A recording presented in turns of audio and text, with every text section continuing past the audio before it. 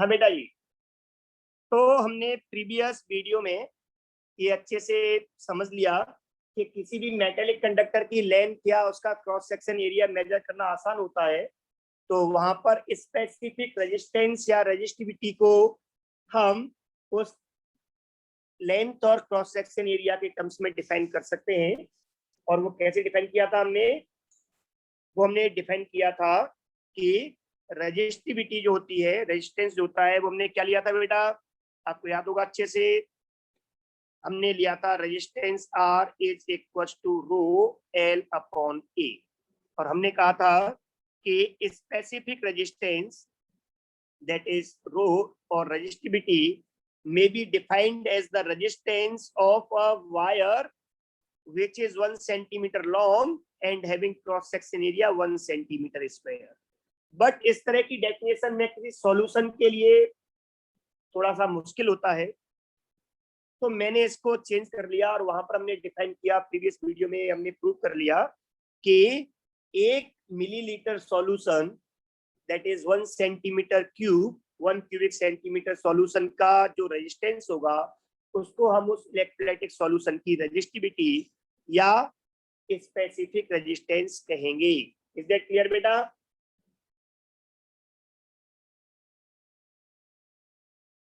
बोलो बेटा, आवाज आ रही है मेरी?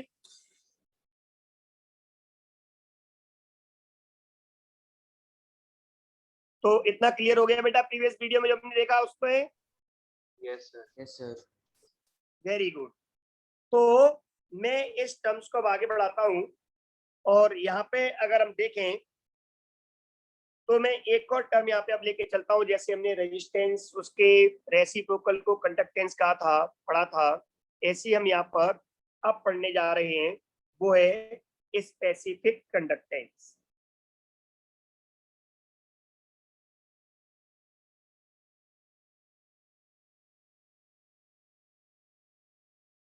स्पेसिफिक कंडक्टेंस को हम एक नाम और देते हैं, वो है कंडक्टिविटी।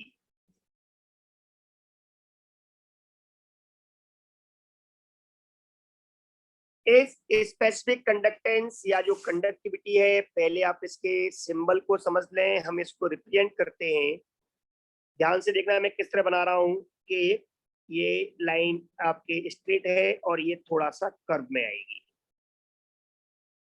ये एक रोमन लेटर है और इसको हम बोलते हैं कप्पा। तो आप याद रखना, मैं जब भी कप्पा बोलूं आप समझ जाना मैं specific conductance that is conductivity की बात कर रहा हूं। ओके बेटा जी? ये जो स्पेसिफिक कंडक्टेंस है या जो कंडक्टिविटी है, अगर मैं इसको डिफाइन करूं तो जिस तरह से हमने कंडक्टेंस को कहा था it is reciprocal of resistance, ऐसे ही मैं यहाँ पर कंडक्टिविटी को डिफाइन कर सकता हूं। It is reciprocal of resistivity और resistivity that is specific resistance. That is मैं यहाँ पे लिख सकता हूं कप्पा। एक बार फिर आपके सामने बनाता हूं, थोड़ा ध्यान देना। इस तरह से ये सीधी लाइन है और ये थोड़ा कर्व में। Kappa that is specific conductance और conductivity is equal to 1 upon rho that is resistivity. तो इससे क्लियर हो गया कि अगर मैं इसकी यूनिट की बात करूं बेटा, तो इसकी यूनिट क्या होगी? अब unit of kappa that is conductivity, इस रेजिस्टिविटी का आपको यूनिट पता है, हमने पढ़ा भी लास्ट सेशन में, ओम मीटर। तो मैं इसकी यूनिट को बोल दूंगा ओम इनवर्स मीटर इनवर्स। और अगर मैं सेंटीमीटर में लेता हूं तो इसको बोल दूंगा मैं ओम इनवर्स सेंटीमीटर इनवर्स। आपको याद है ओम इनवर्स को हमने मोह भी कहा था, तो मोह सेंटीमीटर इनवर्स। लेकिन अगर मैं इस मोह को साइमन बोलूं तो Simon centimetre square, sorry inverse, और साइमन मीटर इनवर्स। ओके बेटा जी? तो इनकी यूनिट्स में कहीं भी आप कंफ्यूज नहीं होगे। कितना क्लियर हो गया बेटा? रेस्पॉन्स दो भाई। Yes, sir. Very good. तो स्पेसिफिक कंडक्टेंस या कंडक्टिविटी जो है वो किस पर डिपेंड करती है? स्पेसिफिक रेजिस्टेंस पर, दैट इज रेजिस्टिविटी पर। अब मैं यहाँ पर अगर इसको रिलेट करना चाहूँ और बेटर टर्म्स में, तो मैं इस प्रीवियस फॉर्मूला जो हमने पढ़ा था मैं इसका यूज करूंगा।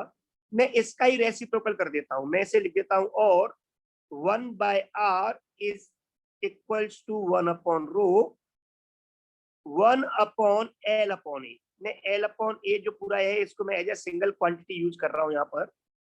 इस तरह से इनवर्स हो गया बेटा, कोई प्रॉब्लम? No, sir.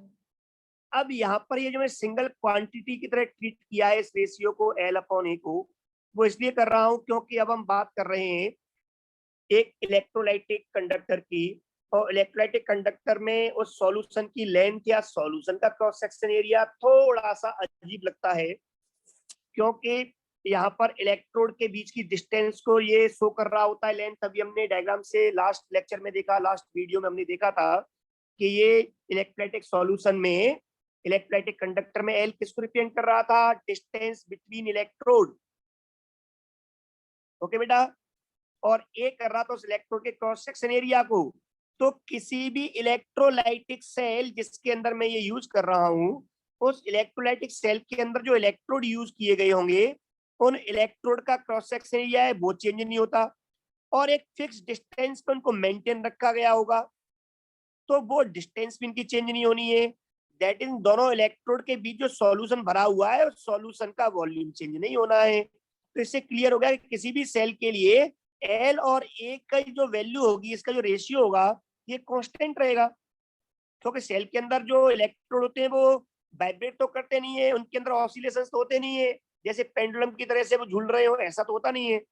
तो इसका मतलब इलेक्ट्रोड के लिए ए और एल अगर कांस्टेंट है तो सेल के लिए एल और ए का रेशियो कांस्टेंट रहेगा। तो इसलिए इस वैल्यू को, इस क्वांटिटी को हमने उस सेल के लिए एक नया टर्म दे दिया, एक नई क्वांटिटी बना दी, तो इसको नाम दिया हमने सेल कांस्टेंट। और इस सेल कांस्टेंट को हमने एक सिंबल भी दिया जी स्टार, जी पे स्टार लगा देते हैं। और अगर मैं इस नई जब क्वांटिटी बना ली है एक फिजिकल क्वांटिटी, तो फिर इसकी यूनिट भी हम देख लेते हैं। तो unit of G star that is cell constant की यूनिट क्या होगी? अगर आप लेंथ को मीटर में और एरिया को मीटर स्क्वायर में लेते हो तो मीटर इनवर्स हो जाएगी। अगर आप लेंथ को सेंटीमीटर में, एरिया को सेंटीमीटर स्क्वायर में लेते हैं तो ये सेंटीमीटर इनवर्स हो जाएगी। It is the unit of cell constant. तो इस तरह से मैं इन्हीं टर्म्स को अगर यहाँ पर यूज करूं, तो जैसा कि मैं पहले पढ़ चुका हूं 1/r that is reciprocal of resistance is called conductance, and the reciprocal of resistivity is called conductivity kappa, and 1/LA is considered as a single physical quantity cell constant G star। आप इसको इस तरह याद रखें या आप इसको इस तरह से भी याद रख सकते हो, specific conductance is equals to G into G star, that is specific conductance is equals to conductance into cell constant। Okay बेटा जी, अब इसका न्यूमेरिकल्स में काफी यूज होता है फिर इसके आगे। यहां तक कोई प्रॉब्लम बेटा? No, sir. कोई प्रॉब्लम है बेटा यहां तक किसी को? No, sir. तो इरेज कर दूं इसे। Yes, sir. तो आपने देखा कि हम धीरे धीरे मेटलिक कंडक्टर्स, जो आपने मेटल्स में कंडक्टेंस या करंट की स्टडी 9-10 तक की थी, मैंने उन्हीं टर्म्स को धीरे धीरे solution that is electrolytic conductance के लिए चेंज कर लिया कि सॉल्यूशंस के लिए किन टर्म्स में स्टडी करना आसान होगा। चीज वही है, रिश्ता वही, सोच नहीं है ना बेटा। सिर्फ हमने अब अपने कन्वेनिएंट मेथड, हमारे लिए ज्यादा कन्वेनिएंट क्या होगा, ज्यादा आसान क्या होगा इलेक्ट्रोलाइटिक सॉल्यूशंस में कंडक्टेंस की स्टडी के लिए? लेंथ और एरिया से ज्यादा हमारे लिए कन्वेनिएंट होगा वॉल्यूम। इसी तरह से रेजिस्टेंस और रेजिस्टिविटी से ज्यादा कन्वीनियंट होगा हमारे लिए यहाँ पर कंडक्टेंस और specific conductance. Is that clear? तो हमने अपनी सुविधा के लिए, अपने कन्वीनियंट के लिए हमने इलेक्ट्रोलाइटिक कंडक्टेंस जो आप कंडक्टर थे उनके लिए इन चीजों को नए तरीके से, नए टर्म्स के थ्रू स्टडी करना है। अब हम आगे बढ़ते हैं। ये जो कंडक्टेंस हम जो यहाँ पे मेजर कर रहे हैं किसी भी इलेक्ट्रोलाइटिक सॉल्यूशन में, उस इलेक्ट्रोलाइटिक सॉल्यूशन में ये चीज मैटर करती है कि इलेक्ट्रोलाइट कितना डिसॉल्व किया गया है, उसका अमाउंट कितना है। जबकि मेटेलिक कंडक्टर्स में तो वह अमाउंट वगैरह तो मतलब ये मोल वगैरह हम वहां लेते नहीं है, कितने मोल था। एक आयरन की आपका वायर है तो कितने मोल है ये हम नहीं चेक करते, पर यहाँ तो हमें इलेक्ट्रोलाइटिक सॉल्यूशन में इलेक्ट्रोलाइट कितना डिसॉल्व किया है इस अमाउंट पर डिपेंड करेगी कंडक्टेंस। क्योंकि जितना ज्यादा इलेक्ट्रोलाइट आप डिसॉल्व करोगे उसमें नंबर ऑफ आयंस उतने ज्यादा होंगे, और जितने चार्ज कैरियर्स ज्यादा होंगे आयंस, उतना ही चार्ज ज्यादा फ्लो करेगा, दैट इज करंट ज्यादा फ्लो करेगा, है ना बेटा। तो यहाँ पर इलेक्ट्रोलाइट का अमाउंट, दैट इज जो सॉल्यूशन की कंसंट्रेशन जो है उस पर ये डिपेंड कर रहा है। इसीलिए मैं सॉल्यूशन की जो कंडक्टेंस है, जो स्पेसिफिक कंडक्टेंस है वो अलग है, लेकिन इसके अलावा जो नॉर्मल जो कंडक्टेंस है उसको मैं अमाउंट की वजह से दो तरीके से स्टडी करता हूं। वो क्या क्या है वो हम आगे स्टडी करते हैं। तो अगर मैं बात करूं फॉर इलेक्ट्रोलाइटिक सॉल्यूशन, किसी भी इलेक्ट्रोलाइटिक सॉल्यूशन के लिए मैं कंडक्टेंस को दो टर्म्स में स्टडी करता हूं। एक molar conductance,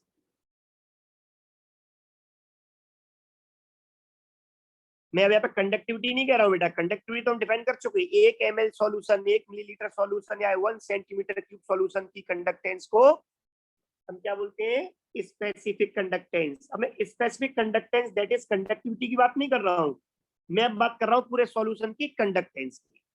conductance that is total current के अकॉर्डिंग हम बात कर रहे हैं कितनी कंडक्टेंस है। तो अगर उस सॉल्यूशन में जिसकी हम कंडक्टेंस मेजर कर रहे हैं उसमें 1 मोल इलेक्ट्रोलाइट मिला हुआ है, तो उस समय उस सॉल्यूशन की कंडक्टेंस को हम बोलते हैं मोलर कंडक्टेंस। क्या होती है बेटा molar conductance? Conductance of electrolytic solution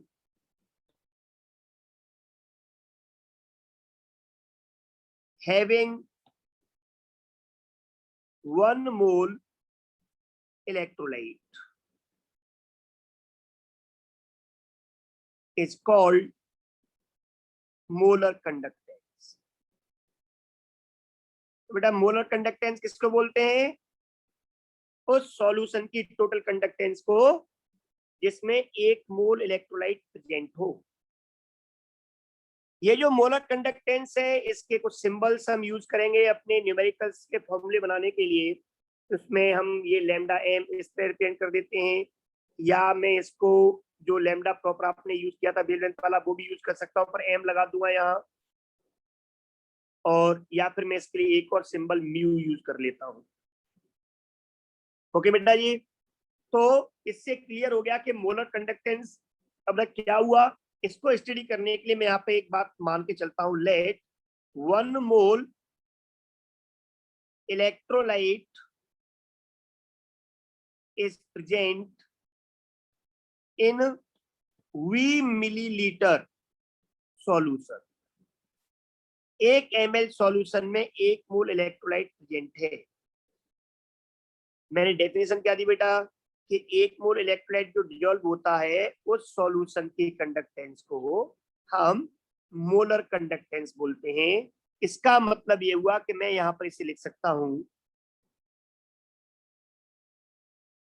so molar conductance is equals to V conductance of V ml solution। मैं यहाँ पर इसको बेटा मोलर कंडक्टेंस को क्या बोल सकता हूँ? Conductance of V millilitre solution. क्योंकि V ml सॉल्यूशन क्या है? ये VML सॉल्यूशन वो सॉल्यूशन है जिसमें 1 मोल घुला हुआ है। तो 1 मोल का या एक कह दो VML सॉल्यूशन की कंडक्टेंस को हम यहाँ पर मोलर कंडक्टेंस कहेंगे। अब आप लोग जानते हो VML की कंडक्टेंस कितनी होगी।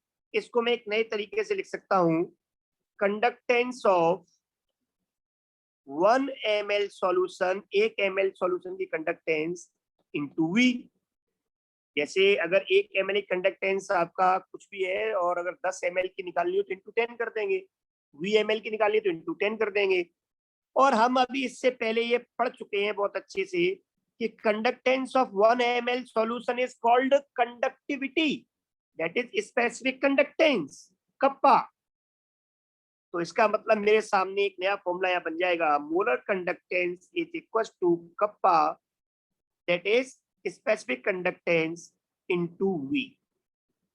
ओके बेटा, पर ये आपको नहीं भूलना है, व्हाट इज V हियर?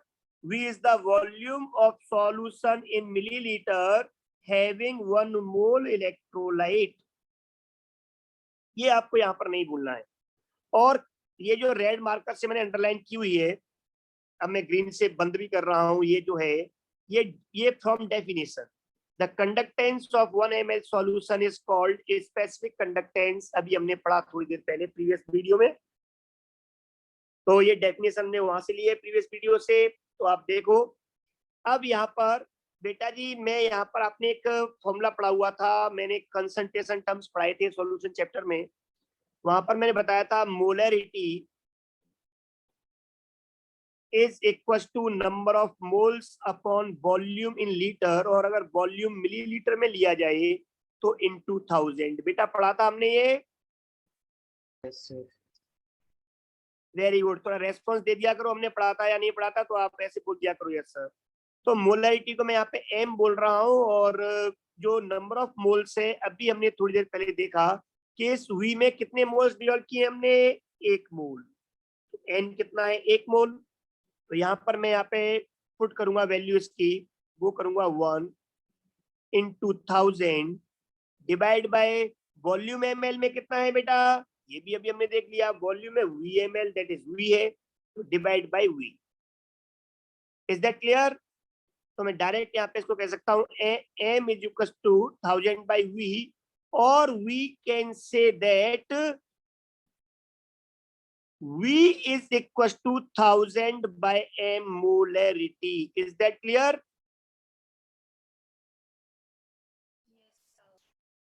तो मैं यहाँ पर इस चीज को यहाँ पे डायरेक्ट लिखूंगा, so molar conductance lambda m is equal to kappa into, अब मैं V की वैल्यू को रिप्लेस कर दूंगा यहां से, और ऐसा करने से बन जाएगा मेरे सामने formula kappa into 1000 upon molarity. तो अगर मुझे सॉल्यूशन की मोलरिटी पता है या डेटा से मैं निकाल सकता हूं, जो हम पढ़ चुके हैं, स्पेसिफिक कंडक्टेंस पता हो तो मैं मोलर कंडक्टेंस कैलकुलेट कर सकता हूं। और इसका आप उल्टा भी सोच सकते हो, इन 3 डिजिट में से 3 जो क्वांटिटी हैं, मोलर कंडक्टेंस, स्पेसिफिक कंडक्टेंस और मोलरिटी, इनमें से कोई भी 2 आपको गिवन होंगी और थर्ड आपसे पूछ सकता है, और डायरेक्ट आप इस तरह से इसको सॉर्ट आउट कर सकते हो। इज दैट क्लियर बेटा? Yes sir. Very good. तो डेरिवेशन समझ में आ गया, डेफिनेशन क्लियर हो गई। अगर मैं इसके यूनिट की बात करूं, unit of lambda m, unit of lambda m तो क्या होगी बेटा? तो आपको पता है कि मैं इस यूनिट को लिख सकता हूं ओम इनवर्स, इसको आप साइमन भी बोल सकते हो, सेंटीमीटर स्क्वायर मोल इनवर्स। आप इसको और या कैसे बोल सकते हो, Simon centimetre square mole inverse. Okay बेटा जी। तो कहीं भी अगर वो छोटे मोटे चेंजेस करता है तो वो आपको खुद समझ लेने हैं कि यहाँ पर ओम इनवर्स को मो या साइमन बोलते हैं। आगे हम बात करें, हम इसको एक और तरीके से स्टडी करते हैं सॉल्यूशन की कंडक्टेंस को, और दूसरा जो तरीका है इसको स्टडी करने का वो है इक्विवेलेंट कंडक्टेंस। और जो इक्विवेलेंट कंडक्टेंस है बेटा जी, इस इक्विवेलेंट कंडक्टेंस को हम जो सिंबल्स देते हैं, एक बार वो सिंबल्स भी आप देख ले, वो ऐसे ही बस EQ लिख देते हैं इक्विवेलेंट, या लैम्डा के आगे EQ, इक्विवेलेंट कंडक्टेंस। इसके दो सिंबल हैं, इन दो तरह से हम इसको रिप्रेजेंट कर सकते हैं। अब रही बात डेफिनेशन की, तो वो डेफिनेशन मैं यहीं पर लिख रहा हूं, और बिल्कुल इस पहले मोलर कंडक्टेंस में क्या चेंजेस हम करेंगे वो आप देख के चलोगे कि इस डेफिनेशन में बेटा जी पहला पार्ट तो ये रहेगा कंडक्टेंस ऑफ इलेक्ट्रोलाइटिक सॉल्यूशन, वो लाइन सेम रहेगी, बस यहाँ पे आ जाएगा हैविंग में, यहाँ पर मार्क कर रहा हूं, आप ध्यान से देखना, ग्रीन से राउंड कर रहा हूं, बस 1 मोल की जगह पर आ जाएगा 1 ग्राम इक्विवेलेंट। किसी भी सॉल्यूशन में 1 ग्राम इक्विवेलेंट इलेक्ट्रोलाइट मिला हुआ हो तो उसकी कंडक्टेंस को हम इक्विवेलेंट कंडक्टेंस कहते हैं। बाकी सारा पूरा डेफिनेशन सेम है, then it is called equivalent conductance, बस ये चेंजेस है। मोलर की जगह पे यहाँ वर्ड आ जाएगा equivalent.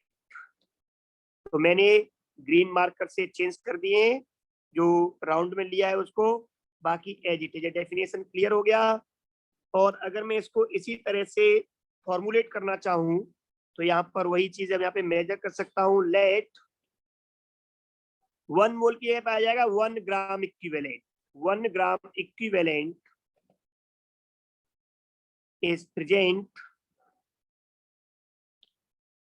in V milliliter of solution।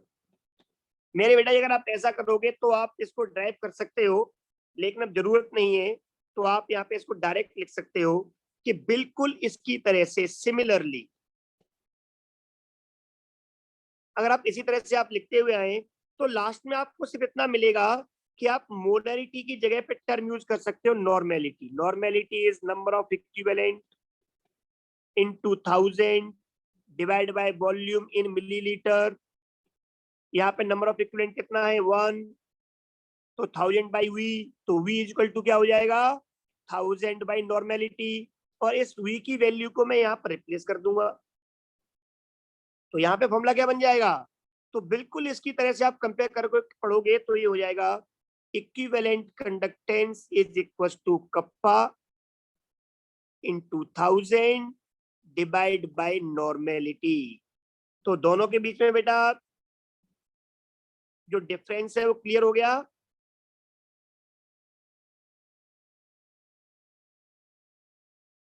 बोलो बेटा वो। Yes, sir.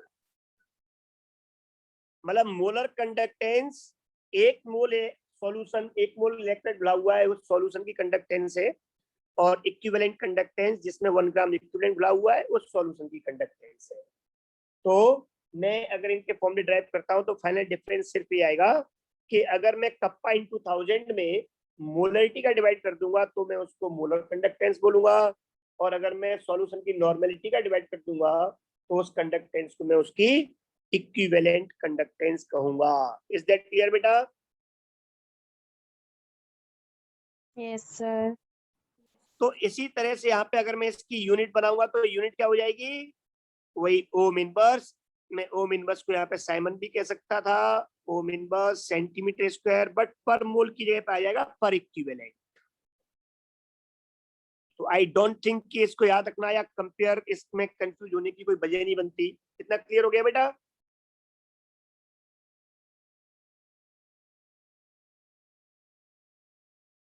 बेटा वो क्लियर हो गया इतना? Yes, sir. Very good. तो अब हम इसके आगे बात करते हैं कि इन दोनों को अगर मैं रिलेट कर लूं, इक्विवेलेंट कंडक्टेंस और मोलर कंडक्टेंस को, तो ऐसे क्वेश्चंस जहां पर मुझे इक्विवेलेंट गिवन हो और मोलर कंडक्टेंस की जरूरत हो, या मोलर कंडक्टेंस गिवन हो और इक्विवेलेंट कंडक्टेंस की मुझे जरूरत हो, तो मैं इनको एक दूसरे में कन्वर्ट कर लूं और एक से दूसरी कैलकुलेट कर सकूं। तो इसके लिए मैं इनके बीच का रिलेशन यहाँ पे देखता हूं, तो आप देखो कितना सुंदर रिलेशन है। हम लोगों ने पढ़ा भी कि equivalent conductance is equal to kappa into 1000 divide by normality. बेटा हम सब लोग जानते हैं कि normality is equal to molarity into valency factor, या जिसको हमने एन फैक्टर कहा था, सॉल्यूशन चैप्टर में स्टडी किया था उस टाइम पर। बेटा ये रिलेशन याद आ रहा है? Yes, sir. Normality is equal to molarity into N factor. I think सबको याद आ गया होगा। तो Yes, अगर मैं sir. आगे बात, वेरी गुड, तो आगे अगर मैं बात करता हूं बेटा, तो अभी हमने पढ़ा थोड़ी देर पहले kappa into 1000 divide bye molarity, इसको हमने कहा था मोलर कंडक्टेंस। तो उससे क्लियर हो गया कि equivalent conductance is equal to molar conductance divide by valency factor और एन फैक्टर ऑफ इलेक्ट्रोलाइट। आप ऐसे याद रखो, चाहे आप molar conductance is equal to equivalent conductance into N factor याद करो, ये आपकी चॉइस है, कैसे याद रखते हो। इज दैट क्लियर बेटा?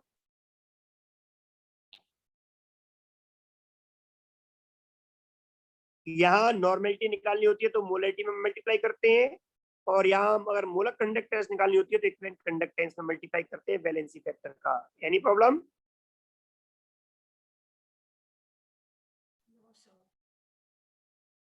तो इनके बीच का रिलेशन भी क्लियर हो गया। अब हम इसके आगे बात करते हैं कि कंडक्टेंस सॉल्यूशन की हम तीन तरह से मेजर करते हैं, या तो स्पेसिफिक कंडक्टेंस जिसको हमने कंडक्टिविटी कहा, या मोलर कंडक्टेंस, या इक्विवेलेंट कंडक्टेंस। और हमने इन तीनों के रिलेशन को भी पढ़ लिया, इक्विवेलेंट कंडक्टेंस और स्पेसिफिक कंडक्टेंस, ये रिलेशन आ गया। ऐसी मोलर कंडक्टेंस और स्पेसिफिक कंडक्टेंस का रिलेशन हमने पढ़ लिया, और हमने इक्विवेलेंट और मोलर का भी पढ़ लिया। दैट इज तीनों कंडक्टेंस हम जो स्टडी करते हैं सॉल्यूशन में, उनके आपस में रिलेशंस भी स्टडी कर लिए। अब हम बात करते हैं कि कंडक्टेंस इन तीनों में से कोई सी भी हो, इक्विवेलेंट कंडक्टेंस हम चेक करें सॉल्यूशन की मेजर, चाहे मोलर कंडक्टेंस चाहे स्पेसिफिक कंडक्टेंस, इस कंडक्टेंस को कौन कौन से ऐसे फैक्टर्स हैं जो अफेक्ट करते हैं। अब हमें ये स्टडी करना है, ऐसे कौन से फैक्टर्स हैं जो इसको अफेक्ट करते हैं। तो आगे आप यहाँ पे इसी पॉइंट को आगे बढ़ाओगे और हेडिंग लिखोगे factors affecting electrolytic conductance.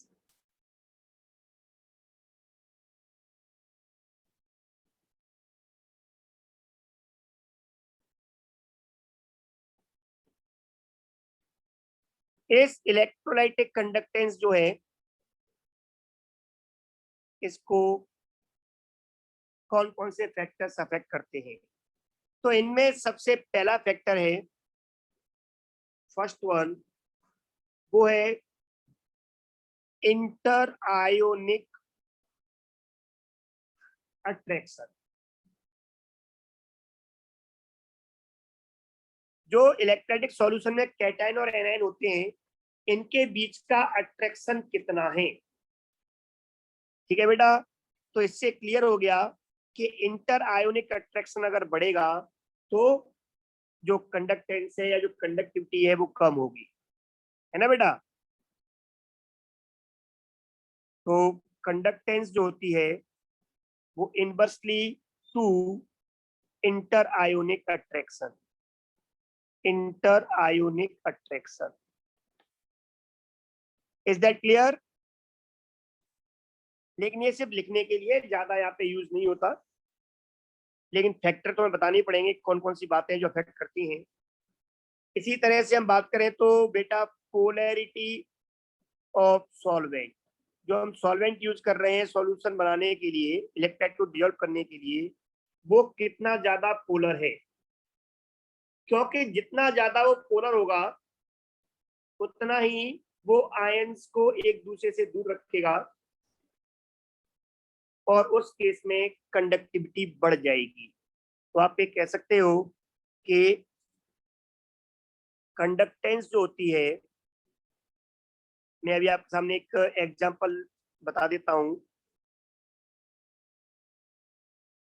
conductance is proportional to polarity of solvent. आप इस पोलैरिटी के पे एक और टर्म यूज कर सकते हो, और डाइलेक्ट्रिक कांस्टेंट। डाइलेक्ट्रिक कांस्टेंट जितना ज्यादा होगा, डाइलेक्ट्रिक कांस्टेंट एक्चुअल में किसी मीडियम की वो वैल्यू होती है जो चार्ज पार्टिकल के बीच के फोर्स को कम करती है, जिसको आप लोगों ने फिजिक्स में के टर्म्स में पढ़ा होगा। डाइलेक्ट्रिक कांस्टेंट आपने पढ़ा हुआ है। दो चार्ज पार्टिकल के बीच में फोर्स ऑफ अट्रैक्शन हो या रिपल्सन हो, ये फोर्स जो होता है वो क्या होता है बेटा? ये फोर्स होता है इज इक्वल टू के Q1 Q2 bye are square. तो यहाँ पे जो आप के पढ़ते हो ना, ये एक्चुअल में ये वही के है जिसकी मैं यहाँ पे बात कर रहा हूँ एज ए डाइलेक्ट्रिक कांस्टेंट। आप इसका उल्टा पढ़ते हो एप्सिलॉन परमिटिविटी, आपने पढ़ा होगा आई थिंक। पढ़ाई बेटा 1/4 पाई एप्सिलॉन नॉट। चलो खैर हम यहाँ पे इतना डीप में नहीं जा रहे, फिजिक्स में नहीं पहुंच रहे, हम वापस लौट के आते हैं। तो जितना डाइलेक्ट्रिक कांस्टेंट सॉल्वेंट का ज्यादा होगा, इसका मतलब वो आयनों के बीच के अट्रैक्शन को उतना ही कम कर देगा, कैटायन और एनायन के बीच का। और उस केस में क्या होगा कि आयन्स इजीली फ्लो हो पाएंगे, एक आयन अपने अपोजिट आयन को फ्लो होने से रुकेगा नहीं, और उतना ही कंडक्टेंस ज्यादा होगा। जैसे अगर मैं NaCl को पानी में डिजोल्व करूं और फिर करंट पास करूं, तो वहां पर करंट ज्यादा फ्लो होगी, और वही NaCl को, नमक को मैं एल्कोहल में डिजोल्व करके करंट फ्लो करूंगा तो कम फ्लो होगी, क्योंकि एल्कोहल की पोलैरिटी वाटर से कम होती है, या ये कहो कि एल्कोहल का डाइलेक्ट्रिक कांस्टेंट वाटर से कम होता है। इज दैट क्लियर बेटा? Is that clear?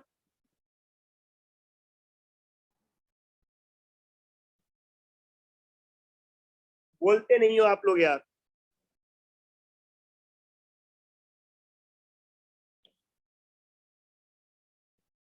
Viscosity of medium, ये भी हमने डिस्कस किया आपके सामने थोड़ी देर पहले ही। जितना ज्यादा विस्कस होगा लिक्विड या मीडियम, गाढ़ा होगा जितना, उसमें आयंस के फ्लो को उतनी प्रॉब्लम होगी।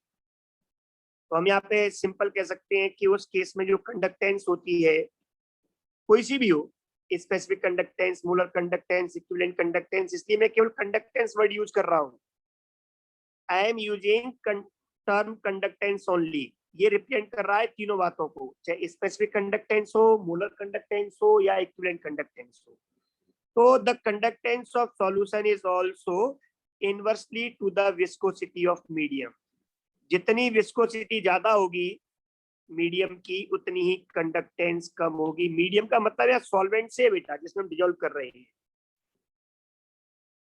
अगर हम इसके आगे बात करें नेक्स्ट फैक्टर की, तो वो है टेम्परेचर। और ये अभी हम अच्छे से पढ़ चुके हैं, इसकी वजह भी पढ़ चुके हैं कि अगर हम टेम्परेचर राइज करते हैं तो कंडक्टेंस बढ़ती है, क्योंकि टेम्परेचर राइज करने पर विस्कोसिटी कम होती है और आयंस की काइनेटिक एनर्जी बढ़ जाती है।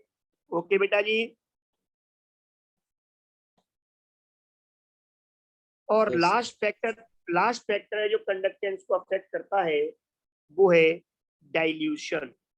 डाइल्यूशन का मतलब मैं बता चुका हूँ सॉल्यूशन चैप्टर में, पर एक बार फिर आप सुन लें, इसको रिवाइज कर लेते हैं। जब कभी भी किसी भी सॉल्यूशन में मैं केवल सॉल्वेंट ऐड करता हूँ, लिक्विड सॉल्वेंट की बात हो रही है, लिक्विड सॉल्यूशन की बात हो रही है, तो मैं केवल जब सॉल्वेंट ऐड करता हूँ तो हम इसे बोलते हैं डाइल्यूशन, इस प्रोसेस को। इसका मतलब है कि कंसंट्रेशन कम कर रहा होता हूँ। ओके बेटा?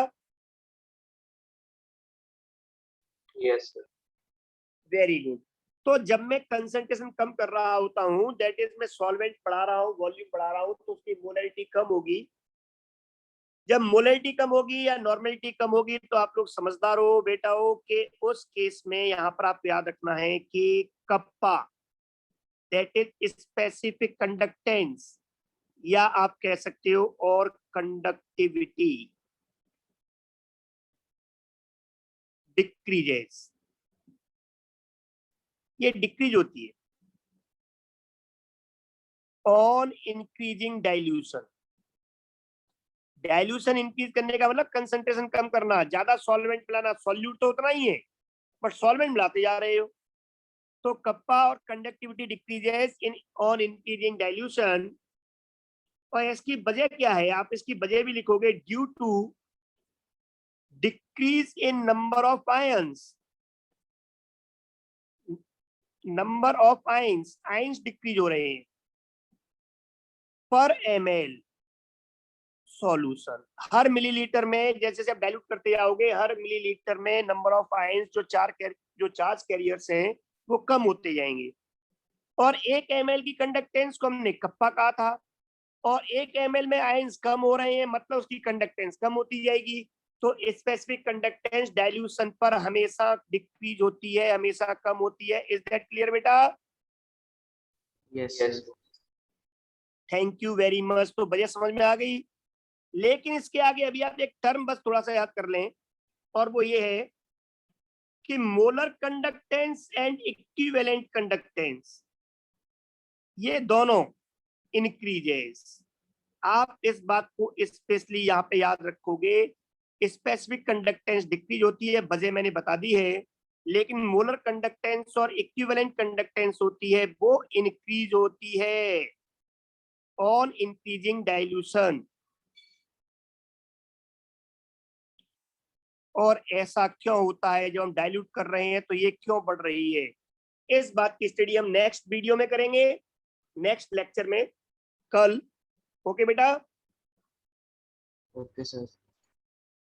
तो यहाँ तक इतना पढ़ के रखें। कल हमारा जो टॉपिक स्टार्ट होगा पहला, वो बहुत इंपॉर्टेंट है कि डाइल्यूशन का मोलर कंडक्टेंस या इक्विवेलेंट कंडक्टेंस पे फर्क क्या पड़ता है, इंक्रीज होता है, बट कैसे फर्क पड़ता है, कैसे इंक्रीज होती है और कितनी इंक्रीज होती है, ये हम नेक्स्ट लेक्चर में स्टडी करेंगे। तब तक के लिए बाय बाय, टेक केयर।